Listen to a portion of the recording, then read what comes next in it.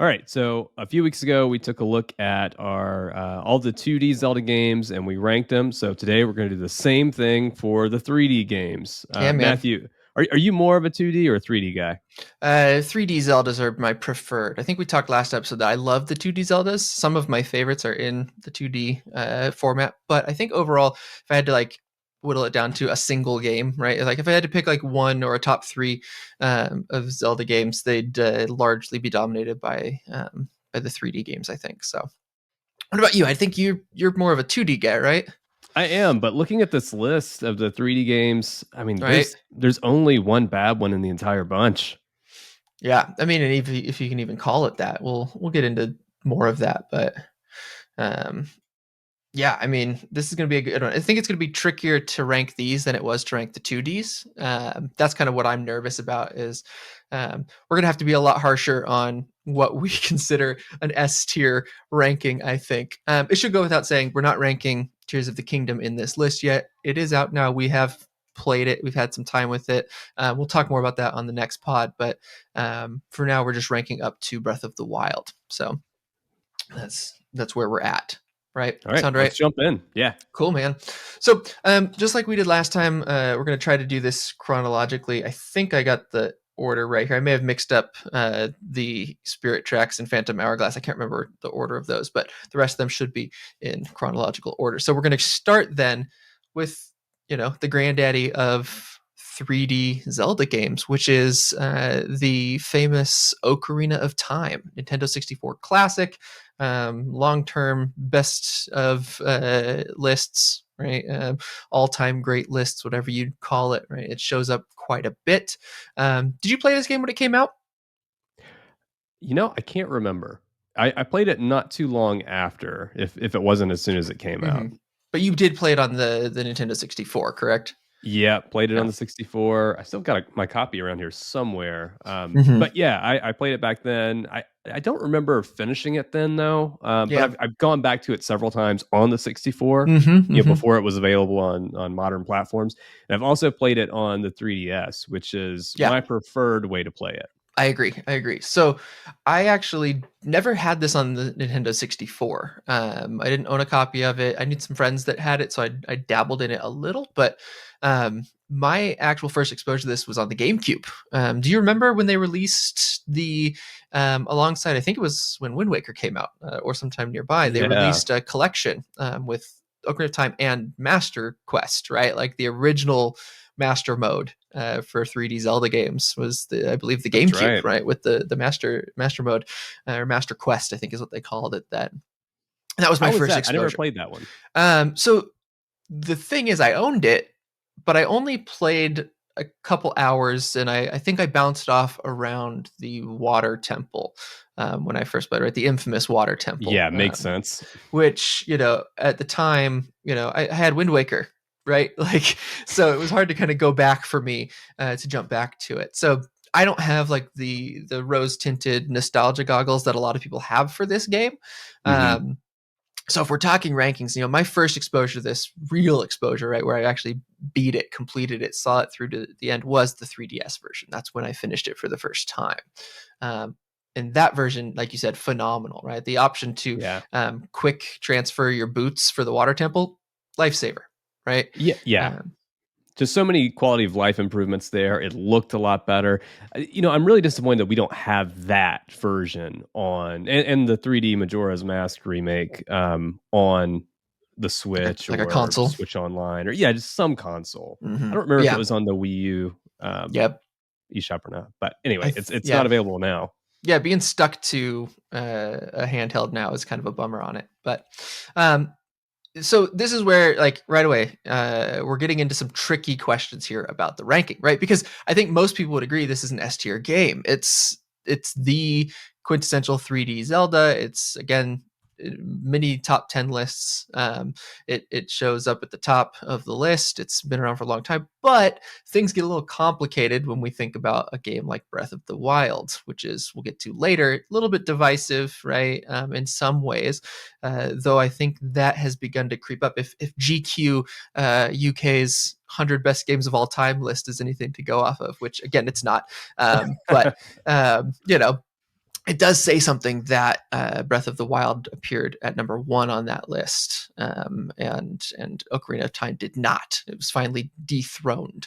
Yeah. So I'm almost personal ranking would put this at A tier, but I can see the for what it did for the franchise, what it did for Zelda as a whole, and for gaming as a whole. I think we maybe start it in S tier and then we reevaluate as we move through this list. What are your thoughts? I have the same thoughts. The one big thing that came to mind is what it did for gaming in terms of the huge overworld Mm-hmm. and the Yeah. lock on mechanic, Mm-hmm. like the Yeah. targeting system. Like that Yeah. was brand new, and I mean, it's in like every game, every 3D Mm-hmm. adventure Mm-hmm. game now.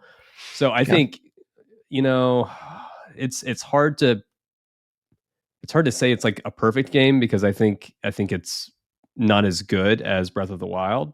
But for what it did for gaming, I think it has to go in an S, at least for now. Yeah, I think we started in S tier. I don't think there's any shame having a couple S tiers for this.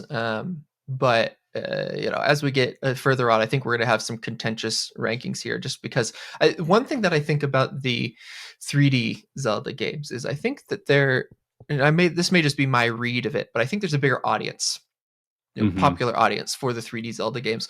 Um, and there's also a bigger gap in like when players came to these games and why certain ones sit as the favorites. Whereas I feel like the 2Ds, like people kind of go back and play like the old 2D games that they missed and they might come up with a new favorite. I feel like the 3Ds, there's like a nostalgia factor that hits a little bit harder just because of the sort of a, you know, ubiquity of these games because they are so kind of ingrained in just sort of video game design and history at this point, right? This franchise is kind of a monolith. So when we move forward, this is going to get tricky, and I'm saying this because our next one on the list is Majora's Mask, right? Which Yeah. is a pseudo sequel to Ocarina of Time, right? Same character, same main character, different land, different story, unrelated events, different big bad, all of that. And a very divisive game within the Zelda community because it did a lot of new and interesting things that a lot of players took umbrage with, right? Hmm. What's your experience with this game? Just out of curiosity. This one was a little late for me. I think it Mm-hmm. came out in 2000 or maybe it was 2001. I think it was 2000. But it Somewhere was around pretty there. late, right, in the Mm-hmm. 64 lifespan. Yeah. So I played it much much later. Didn't play it on the 64 originally. I've never owned the game outside of the digital version on the 3DS. So I've got pretty much no nostalgia for it. I don't like the time High mechanic. mechanic, yeah. That really drives me nuts. Mm-hmm. But I like the overall aesthetic of it. Yeah. Like I think it's like a very mature Zelda game, especially for young Zelda, Mm-hmm. and early on in the 3D section of the franchise. I think it's really interesting. I just haven't really spent that much time with it because it was the time mechanic was so off putting to me at Yeah. first. Yeah. I think my fondness for this game is just its weirdness, right? It's the Yeah, weirdest Zelda, right? It's far and away the weirdest Zelda that exists. Um, and I've talked about this a little bit, but I think that Clocktown, the main hub of this world, is far and away the best designed space in any Zelda game. I think out of every Zelda game, this is the best use of a locale that has ever existed in the series, including up to present day. It's just so dense and interesting and unique a space that you continually return to. And with the time rewind mechanic, right? You're kind of experiencing these really small vignettes in characters' lives, and like side characters play a huge role in this game. yeah, Side quests are more impactful, more interesting than the main quest in Majora's Mask. And to me that's really interesting. Like I love that about the game. Like there's quests that you have to like meticulously plot out over the 3-day span what to do in each day at each time, right, of day in order to complete them. And it's not it's maybe the ones that get the most friction, like the hardest to like buzz through yeah. because of the time mechanic, right? You're limited to 3 in-game days to complete anything, right? Or the world ends. And so, you can't really go through all of the dungeons unless you're speedrunning. You can't get through each of the dungeons to complete the game in a single cycle. You have to, replay sections of the game different days and stuff like that. So I think like it's fair to lower this for just the fact that it's like maybe the highest barrier of entry in a 3D Hmm.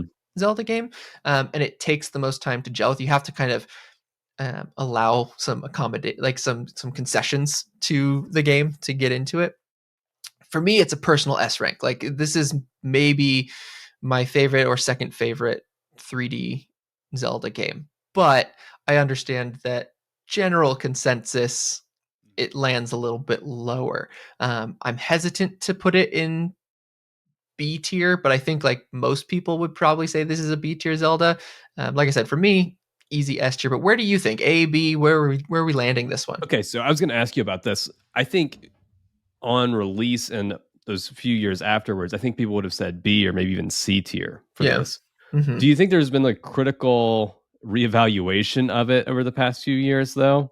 I do. I think like I mean, I don't know. I know more people that claim like they prefer this game to Ocarina of Time now. Yeah, Like in recent years, that seems to be a more common refrain than it was, it sounds much especially cooler. immediately after release. Right. It's also just again, I think it's with distance, you can see that this is like one of the most creative things that Hmm. Nintendo's put out in the series, right? With all the masks and the time mechanic and the different ways that songs play into it. It is slight on dungeons though, which I think is a big a negative against it. So like you said, I think with the critical reassessment in recent years, with just kind of the way it takes big swings, even if they don't all land, I think it maybe lands in A tier as like an example of where Nintendo, took some chances and learned a lot about what the series can do outside of, what it was doing before this. Yeah, let's put it in A for now. Okay. And relative to some of the other ones that I think will be A's, it Hmm. might move to a B, but I think for now I'm comfortable with A. Yeah. Yeah. All right. So this brings us to the Nintendo GameCube and Wind Waker, right? I've already talked about my love of this. This is my favorite Zelda game. End of story. Partially because of nostalgia, right? I have rose tinted goggles for this one. I know that it's not perfect. The sailing can get a little tedious, especially when you're hunting down Triforce pieces late game. Hmm. There's not as much variety in or number of dungeons as in some of the previous games, so it's slight in some areas and padded in others that don't. It's not an entirely consistent game, and that can cause some problems. But it's got a ton of charm. The gameplay is really good. Some of the new items they introduce are some of my favorite in the series, and the characters. I just love the different characters that you meet here. Tingle is a treat in this. I love the pirates. That you hang out with throughout most of the game that are kind of there in the background, but also helping you on your main quest. Did you play this one on release? Was this one of the ones that you got too? No, I played the Wii U remastered version of A this, really which good version. fixed some of the issues that you were It talking did. about. It did. So I thought that one was really great. Hmm. Hmm. Um, thinking about this one, I think it has some really awesome set pieces. Yeah. I think the story is more important here than it is in a lot of the other Zelda games. Yeah, I think that's a good point. It does have a really sort of grandiose story that reaches beyond some of the others. Yeah, and as far as the just the aesthetic of the game, introduces us to the cell shaded Link, right? And Hmm. that's what we've gotten in a lot of games since then. I think Yeah. people hated it at first, but it's aged very very well. Yeah.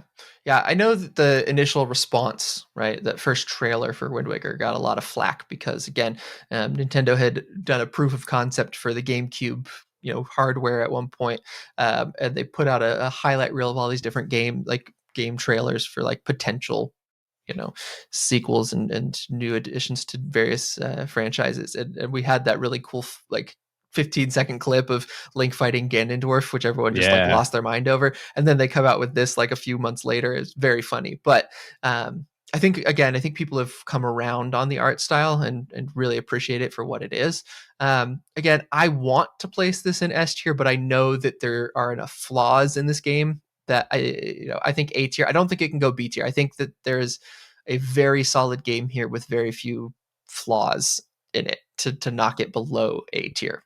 Especially if you're playing the remastered version, which you Yeah. should. You know, if you're Yes. playing that game today, you should play that remastered Wii U version. It makes that sea traversal so much more enjoyable, and it also just looks the slight polish on the cell shading, which already holds up really well, makes it Yeah. phenomenal. Plus, I want to say has the best, I think, the best Link versus Ganondorf fight. That final boss battle at the end of that game on the tower in the rain with Zelda there with her, arrows of light. It's just such a great fight. And a great kill screen on that particular battle. Yeah, and for a port, it makes really nice use of the gamepad, Yeah. especially during the sailing sections. Mm-hmm. Like that really shocked me the first time I played it because the gamepad felt so integral to the game. Like Yeah. you've got your map there, and you can flip through and see. I think it's got like your main objectives and stuff. But Mm-hmm. having the map in Yeah. your hand as a second screen really just felt very natural for that game. So yeah, I think A tier for me too. Yeah. Surprisingly, one of the few games that really used the Wii U to its full advantage, even out Yeah, of for games that were sure. designed specifically for it. I think it does better than some of those games. So, absolutely ranking that one up there, high on the list. And then we get to the weird transition phase. This is the first of the Zeldas to release on two separate console generations, right? The end of the GameCube era, we get our second GameCube entry to this list, but also our first Wii entry to the Zelda canon, and that is Zelda Twilight Princess. Now, I played this game at release. I really remember very little of it from that period. It didn't stick with me in the way that Mhm. any of these other games did. Now, that said, it has maybe the best dungeon in all of Zelda, which we've already talked about, the Snow Peak Ruins. But other than that, I don't know. Thoughts? Where are you on this one? Man, I wanna love this game. I really wanna love it, but I picked it up on the Wii, and I could not get used to the motion controls. Yeah. It just drove me nuts. I know there are other ways to play it now, but I was so unhappy with it the Hmm. first time I fired it up. Yeah. I just have never gone back to it. Yeah, I think it's tricky, like you said, because there are other ways to play it. I hesitate to fault it because of the motion controls, just because I do think that it plays very well on like the GameCube controls as well as the Wii U, remaster that came out, the HD remaster of it. But that said, I think that Wolf Link sucks. I think it's a terrible mechanic. It doesn't feel good to control Wolf Hmm, Link. Combat with him is very one note and sometimes very frustrating because that's true. you have to stand still and charge up a move, right, to dash between all the enemies, and sometimes the enemies don't cooperate, and it makes some battles drag on in ways that they shouldn't. You feel like you don't have as much control because you're waiting on AI to do something a lot of the time. I'm sure there's players out there who figure out how to manipulate the AI and get them to do exactly what you want. But for me, I always found frustration with that. I also just didn't care for the Wolf Link sections very much because they felt like dumbed down traversal sections from, standard Link play where I can use, my bombs, my arrows, my boomerangs, and all that, for traversal. Again, some really, really good dungeons. I like the darker tone. I think, the mechanic where you actually learn new moves from a past iteration of Link, right? Which I believe is supposed to be canonically the Ocarina of Time adult Link. Is Oh, really? the skeleton the skeleton knight that teaches you moves in that game is, I believe, Hmm. canonically Ocarina of Time, Hero of Time, teaches Twilight Princess, Hero of Time, all of his like moves and stuff, and that's really cool. The game looks good, it plays well, but the Wolf Link Midna sections really just were kind of a blemish for me. And overall, it just didn't feel like it had as much character as some of the others, in my opinion. Maybe it was because it came on the heels of Wind Waker, and felt more like Mhm. a regression of form, because it kind of hewed closer to Ocarina of Time outside of the Wolf Link stuff. And since I didn't like the Wolf Link mechanic, for me, this is a kind of a B tier Zelda game. Yeah, and I think it was 2006 or like those mid aughts, and Hmm. I don't know if Nintendo was like trying to be grittier with it, or just around that time you had like the PS3, right, and a Yeah, lot of like gritty games there. I don't know if they were just following a trend or something, but it just never really felt right, you yeah. know. And like the saturated colors, the sort of like almost boring landscapes in that game. Just It does look a little washed out and muddy. yeah. And even the HD remaster, I haven't played it, so I don't own it. But when I've seen clips of it, it doesn't look all that much Hmm. better. Yeah, And I think it's I've just a situation with the art style. Like, there's only so much you can do with it. yeah, I've played so I have replayed it since with the HD remaster, and it held up better than I remember, but it still those frustrations lasted. Like the things I didn't like, I still didn't like. Like it didn't improve with age, I guess and I think that's kind of a testament to you know or a case for putting it into B tier, is that it doesn't kind of hold up as well as some of these other ones. Like you can revisit these other ones and they still feel really fresh. You revisit Twilight Princess, and to me, it feels a little bit stale. So, what do you think? B Yeah, tier? I think B tier. Okay. And I'm willing to rethink that if Nintendo ever comes out with that dual pack of Wind Waker and Twilight Right. Princess for the Once you have a Switch. chance to really dive into it and see it. Yeah, dive into it with modern controls and maybe even an updated version of that remaster. I don't Yeah. know, but I'm willing to negotiate on that later. But for now, it's got to be B tier. Yeah. All right. So these next two, I'm going to do these next two together because they're both sort of sequels to Wind Waker, sequels, pseudo sequels to Wind Waker. These are the 3DS games Phantom Hourglass and Spirit Tracks. Right, each has their own new mechanic, new spin on the Wind Waker formula, but it's the same link, same Toon Link from Wind Waker. In one game, he has a boat; in the other game, he's got a train. Right, um, and these games are well designed. They're interesting to look at. They have some neat mechanics with Zelda in particular, that I enjoy. I cannot get past the stylus control. I do not Yeah. like the stylus control system for this game. So you were talking about the control system in Twilight Princess, right? And my argument there was, well, you can remedy that by, playing it on the GameCube or getting the Wii U where you can use just a controller and that kind of gets rid of the motion. But you are stuck with the 3DS version playing with that stylus control, I believe. And I did not like that. It made playing the game feel less relaxing than I want my handheld games to play. I don't want to feel that Hmm. active in a handheld game, right? I want to be able to just lounge on my couch and play, my handheld. So for me, these are maybe the only C tier. Yeah. No, I Again, I don't completely think they're agree. bad games. There's some really good dungeons. There's some really good overworld traversal. There's some, again, stylistically, they are awesome because Wind Waker's style just holds up.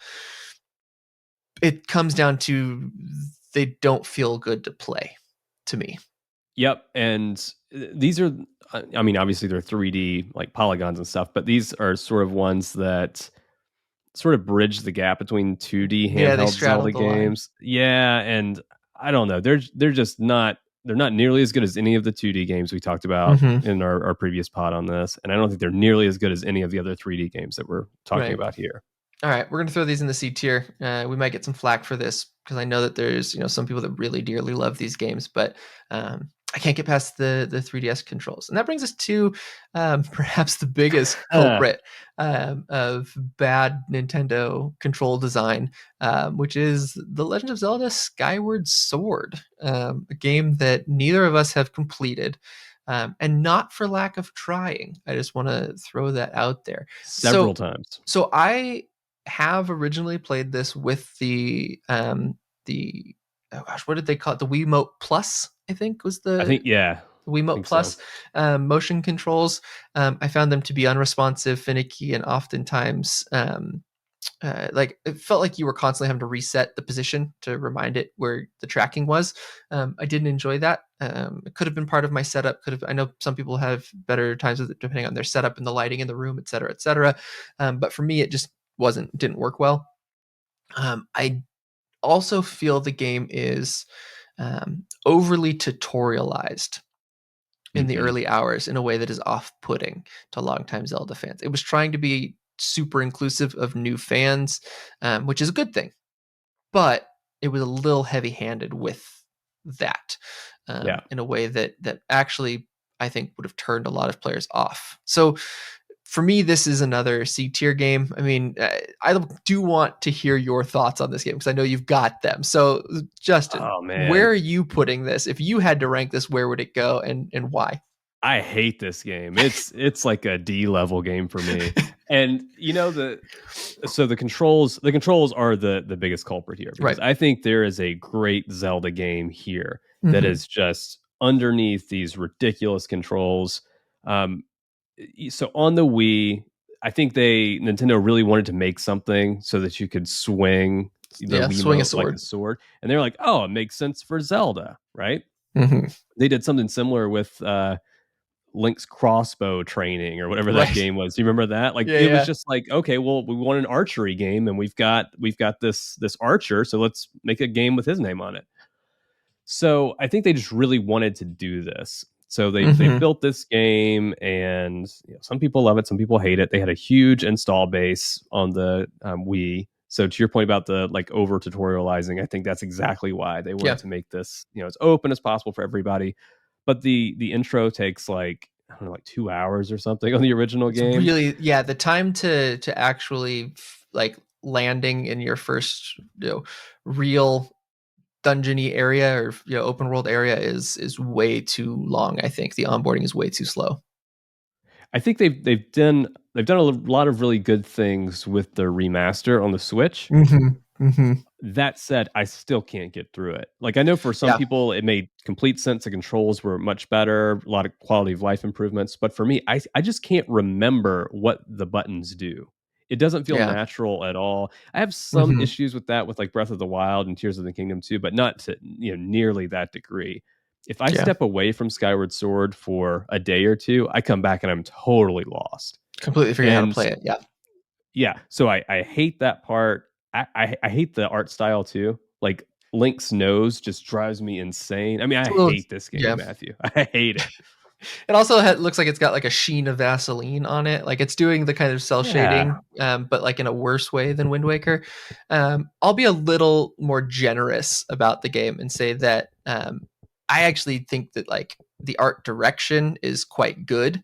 Some of the dungeons are very pretty. They're very well designed. They look like the ancient cistern, and the I forget the name of it, but the sand pirate ship, are two just all timers in dungeon design for Zelda. I that's like some of true. the new some of the new items they give. Like the beetle is a little weird to control, like the scarab that kind of flies and can like cut wires and gather items. And stuff is kind of wonky and hard to control, especially with the motion controls. But it's a cool concept. So I think it just comes back Yeah, to again this issue. I bring this up a lot on the pod because to me, like the best games are sort of frictionless, which is sounds funny because I play a lot of games that have incredible uh, skill ceilings and skill floors really, and I love them. Like I think about my Love of Saga series and Shin Megami Tensei and all of that, right?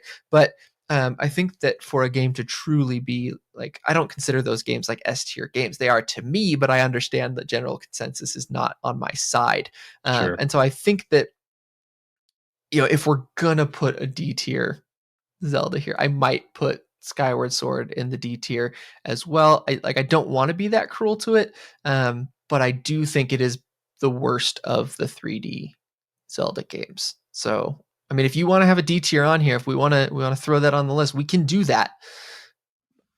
Listen. I know some people love this game, and I know it's so important too for the story, right? It is canonically Yeah, the first Zelda right. game. That's why I want to Which is like it. So cool. part of this D ranking is because I want to like it so much, and it won't Yeah. let me. All right. We're throwing it in the D tier. That's our D tier Zelda game. I think that's fair. Again, I want to be super clear on our rankings, right?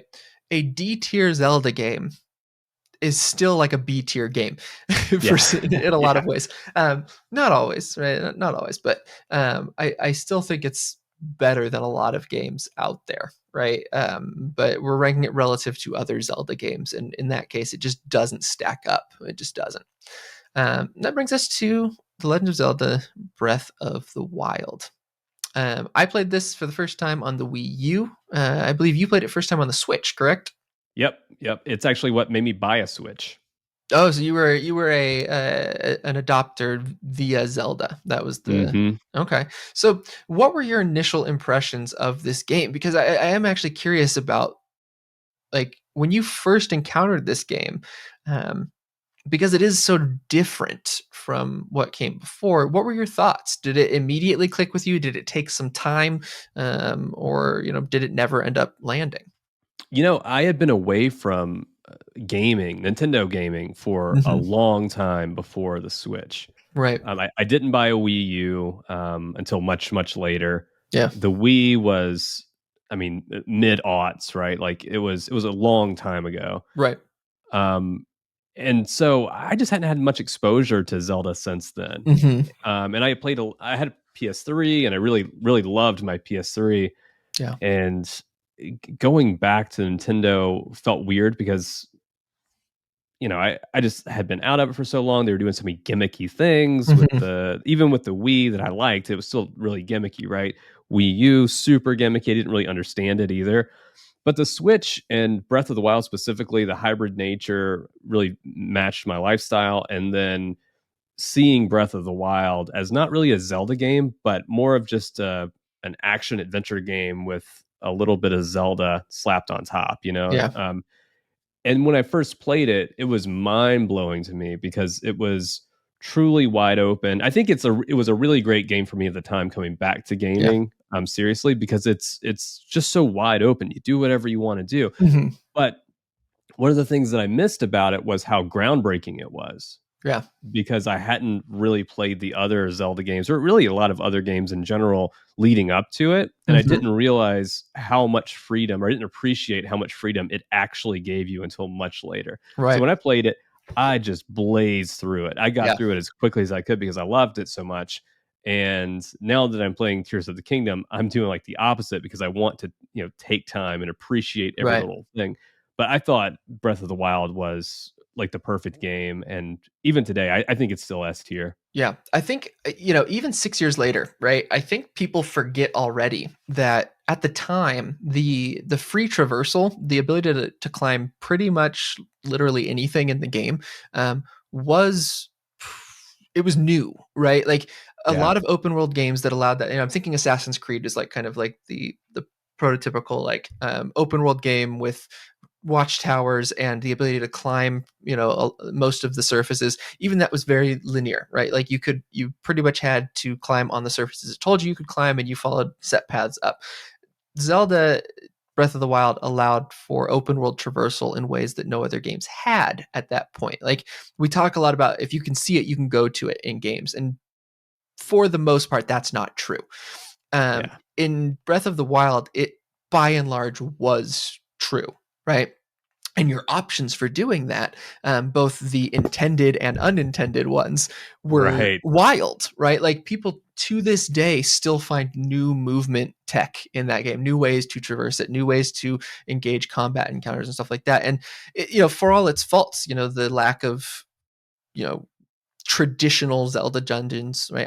I personally like the Divine Beasts. I think they're a lot of fun little puzzles. Though I don't like in Breath of the Wild that the Divine Beasts are not really threats, right? They're just puzzles. They're puzzle rooms. Mhm. The shrines can be a little samey, and that can be a bit of a slog, a bit of a drag. But the moment to moment gameplay feels good at all times to me. Now the controls, there is an onboarding. There was an onboarding process to the controls of that game. I don't think they ever get perfect, but I do think Mhm. that after a handful of hours, right, they become natural.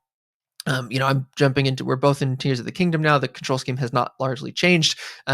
It was very easy for me to jump back in and remember it because it is so complicated, and It there's so is, much yeah. to learn. But once you learn it, because it's so complicated, because it's so confusing, it kind of locks in pretty quick, I think. And very unique. Yeah, Like there's not another game with a it's similar. it's memorable, right? Which Yeah. is nice because a lot of games are. similar to a lot of games, but have like one or two weird things. There's so much that's different about what a control should do in Breath of the Wild that you remember. Oh yeah, I have to kind of retrain. It's like, I think of this like the Souls games, Dark Souls, Bloodborne, Elden Hmm. Ring.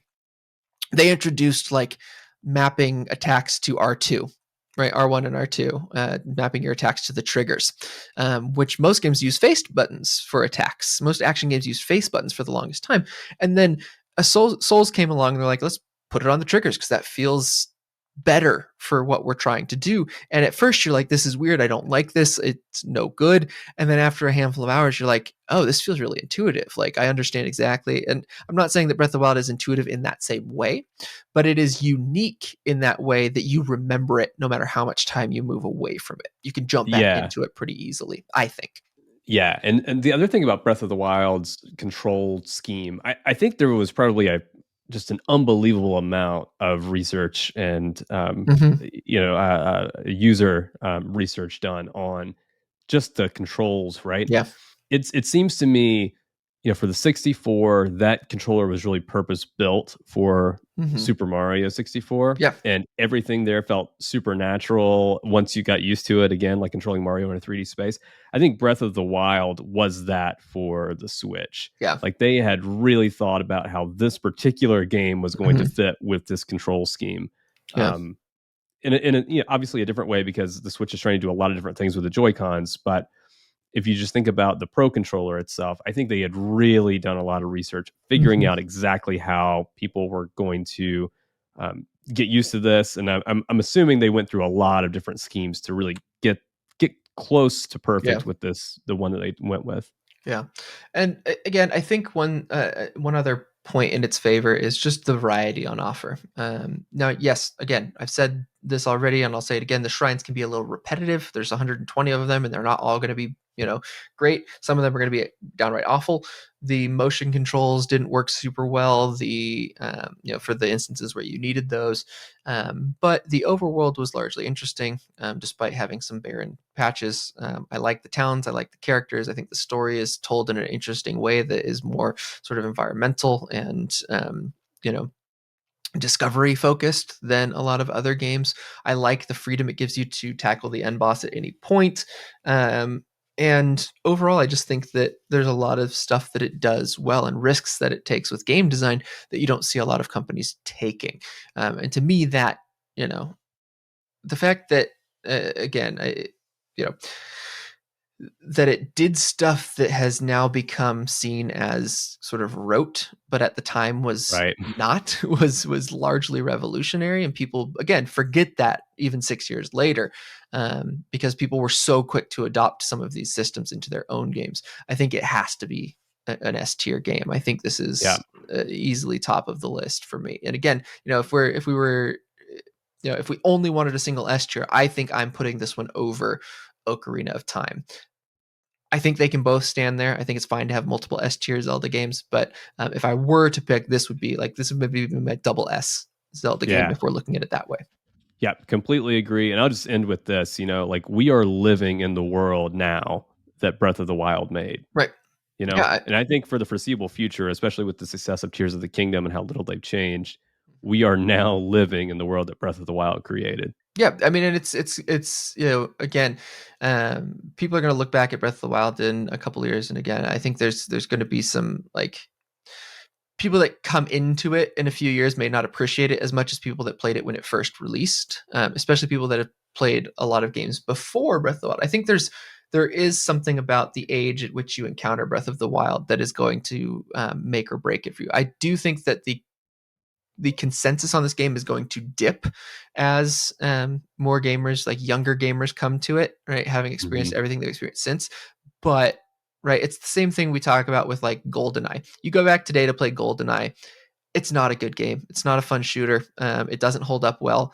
It is absolutely a revolutionary, top tier, S tier first person shooter that changed the way first person shooters played. It was the proto, console shooter. And Yeah. people forget that, right? Because it doesn't hold up well. And a lot of what it did got done better very shortly afterwards. So I think that's going to kind of happen with Breath of the Wild. But I think it's important to remember that if we look at it in its moment in 2017, it's hard to overstate its influence and its impact. So for me, S tier game, just an all around fantastic. I replayed it, before Tears of the Kingdom came out, and I had as much fun, if not more, the second time around than I did the first time. So cool.